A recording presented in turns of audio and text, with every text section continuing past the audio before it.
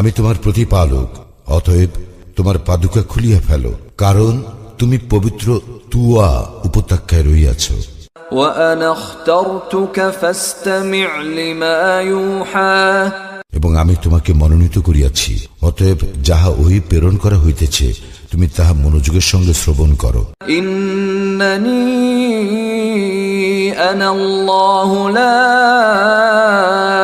إله إلا أنا فاعبدني وأقم الصلاة لذكري আমি আল্লাহ, আমি ব্যতীত কোনো ইলাহ নাই, অতএব আমার ইবাদত করো এবং আমার শরণার্থে সালাত কায়েম করো।